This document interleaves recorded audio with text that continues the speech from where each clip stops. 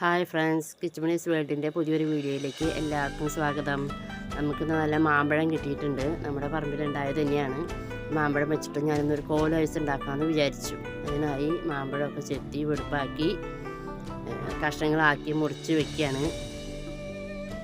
എൻ്റെ ഈ ചാനൽ ആദ്യമായിട്ട് കാണുന്നവരാണെങ്കിൽ ലൈക്ക്, ഷെയർ, സബ്സ്ക്രൈബ്, കമൻറ്റ് എല്ലാം ചെയ്യണം കേട്ടോ. മാങ്ങ തൊലി മുറിക്കാതെയാണ് ഞാനിത് കഷ്ണങ്ങളാക്കിയത്. ഞാനൊരു ഐഡിയ വിചാരിച്ചിട്ട് അങ്ങനെ ചെയ്തത്. പക്ഷേ അതങ്ങടെ അത്ര ക്ലിയർ ആയില്ല. തൊലിക്ക് കനമില്ലാത്തതുകൊണ്ട് അതങ്ങടെ എയിമായില്ല. ഇങ്ങനെ മുറിച്ച് എടുത്ത് ക്ലിയറായിട്ട് എടുക്കാൻ പറ്റുമെന്ന് ഞാൻ വിചാരിച്ചു. പക്ഷേ അത് വന്നില്ല, ശരിയായില്ല അങ്ങനെ. പിന്നെ ഞാൻ ലാസ്റ്റ് തൊലി ചെത്തി തന്നെയാണ് കഷ്ണങ്ങളൊക്കെ ആക്കിയത്. പക്ഷെ ഇത്രയും ചെറിയ കഷ്ണം ആക്കേണ്ട കാര്യമില്ല. എന്തായാലും മിക്സിയിൽ അടിക്കാനുള്ളതാണ്. ഞാനങ്ങനെ ചെയ്ത് നോക്കിയെന്ന് മാത്രം. പക്ഷേ അതങ്ങനെ എയിമായില്ല. തൊലിക്ക് കനം കുറഞ്ഞിട്ടാണോ കൂടിയിട്ടാണോ ഒന്നും മനസ്സിലാവുന്നില്ല. അങ്ങനെ കഷ്ണങ്ങൾ ആദ്യം രണ്ടെണ്ണം അങ്ങനെ ആക്കി നോക്കി, എന്നിട്ട് ശരിയായില്ല. പിന്നെ ഞാൻ തൊലി ചെത്തി മാങ്ങ എടുക്കുകയാണ് ചെയ്തത്.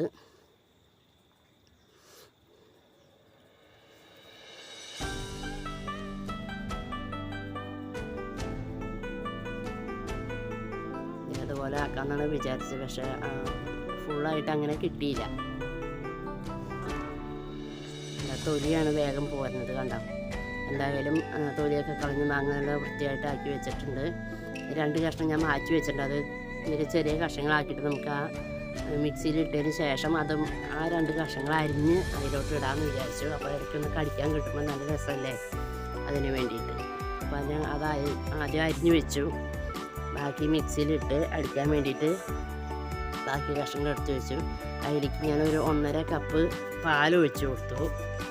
ഒരു 1/2 ടീസ്പൂണോളം വാനില എസൻസ് ചേർത്തു. അടുത്തത് പഞ്ചസാരയാണ്. ഒരു 5-6 ടീസ്പൂണോളം പഞ്ചസാര എടുത്തിട്ടുണ്ട്. നന്നായിട്ട് പഴുത്തിട്ടുണ്ടായില്ല മാങ്ങ, അതുകൊണ്ട് ഒരു 1.5 സ്പൂണോളം കോൺഫ്ലവർ പൊടിയും കൂടിയാണ് ഞാൻ ചേർത്തിരിക്കുന്നത്. അതെല്ലാം ചേർത്ത് നന്നായി അടിച്ചെടുത്തു, മിക്സിയിൽ അടിച്ചെടുത്തു. നല്ല കുറുകിയിരുന്നോളൂല്ലോ, അപ്പോൾ നല്ല വൃത്തിയായിട്ട് കിട്ടുകയും ചെയ്യും. സ്പാച്ചിൽ വെച്ച് നന്നായി വടിച്ചെടുത്താൽ മതി, നല്ല വൃത്തിയായിട്ട് കിട്ടുകയും ചെയ്യും മിക്സിയിൽ നിന്ന്. ഞാനിനി ഇതാണ് അതിൻ്റെ പാകം. ഞാനൊരു കപ്പിലേക്ക് മാറ്റുകയാണ്, മുകളിലേക്ക് ഒഴിച്ചു കൊടുക്കാൻ പാകത്തിന്. ആ കപ്പിലേക്ക് എന്നിട്ട് നമ്മൾ അരിഞ്ഞു വെച്ചിരിക്കുന്ന ചെറിയ കഷ്ണങ്ങളും കൂടി ഇട്ട് കൊടുത്തു. കുറച്ചും കൂടി കുഞ്ഞ കഷ്ണങ്ങളാണെങ്കിൽ നന്നായിരിക്കും. അതുകൂടി മിക്സ് ചെയ്ത് നമുക്ക് ഐസ്ക്രീമിൻ്റെ മുകളിലേക്ക് ഇട്ട് കൊടുക്കാം.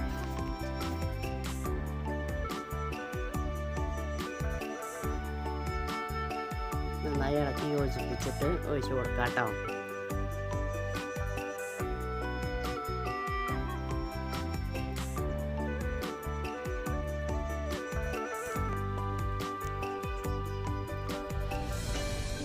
ഐസ്ക്രീമിൻ്റെ പാത്രത്തിലേക്ക് ഒഴിച്ചു കൊടുക്കുകയാണ്.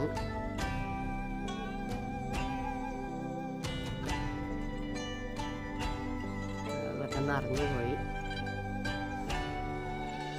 അങ്ങനെ വെച്ച് അതിൻ്റെ കോലും വെച്ച് കൊടുക്കുകയാണ്. ഞാൻ സാധാരണ ഐസ്ക്രീം സ്റ്റിക്കാണ് വെക്കാറ്.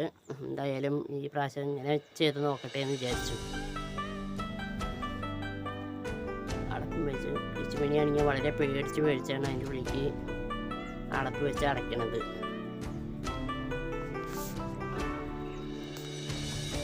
എത്ര പതുക്കെയാണോ ചെയ്യണത്.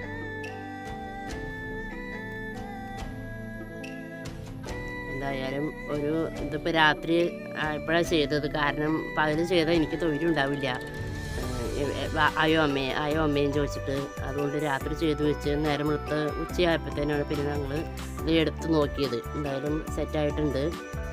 പിന്നെ നമ്മുടെ ഫ്രീസറിൻ്റെ ഡോറില്ലാത്തതുകൊണ്ട് അതിൻ്റെ വളരെ ബുദ്ധിമുട്ടുണ്ട് കറക്റ്റ് ശരിക്കും അതൊന്നും ആയി വരാനായിട്ട്.